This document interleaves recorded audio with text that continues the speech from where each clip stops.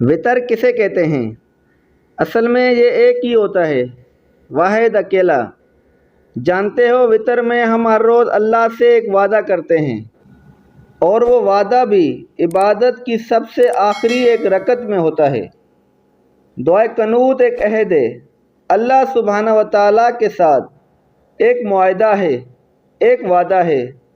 اللہم انا نستعینک، اے اللہ ہم صرف تجھ ہی سے مدد مانگتے ہیں، ونستغفرک، اور تیری مغفرت طلب کرتے ہیں، ونؤمن بک، اور تجھ پر ایمان لاتے ہیں، ونتوکل علیک، اور تجھ پر ہی توکل کرتے ہیں، ونثنی الیک الخیر، اور تیری اچھی تعریف کرتے ہیں، ونشکرک، اور ہم تیرا شکر ادا کرتے ہیں، ولا نکفرک، اور ہم تیرا انکار نہیں کرتے، ونخلع، اور ہم الگ کرتے ہیں، ونترک من یفجرک، اور ہم چھوڑ دیتے ہیں اس کو جو تیری نافرمانی کرے۔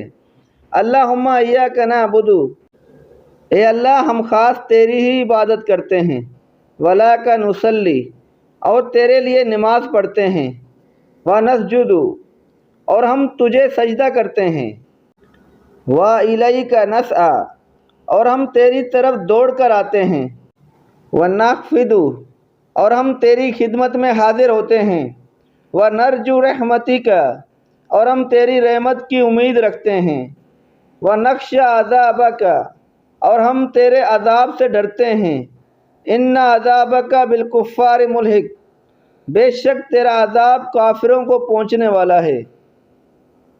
کبھی کبھی کچھ باتیں بڑی دیر سے پتہ چلتی ہیں، لیکن ان کی اصل سے، ان کے راز سے واقف ہونے کا بھی کوئی وقت، کوئی لمحہ ہوتا ہے۔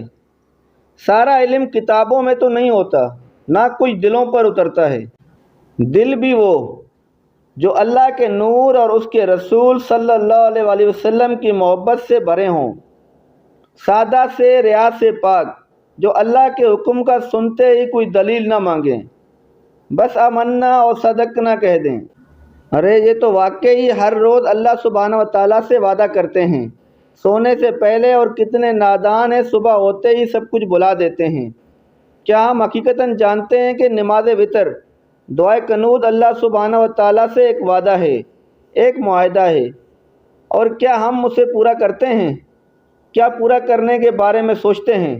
اللہ سبحانہ و تعالیٰ ہم سب کو نماز پڑھنے کی اور نیک کام کرنے کی توفیق عطا فرمائے، آمین یا رب العالمین۔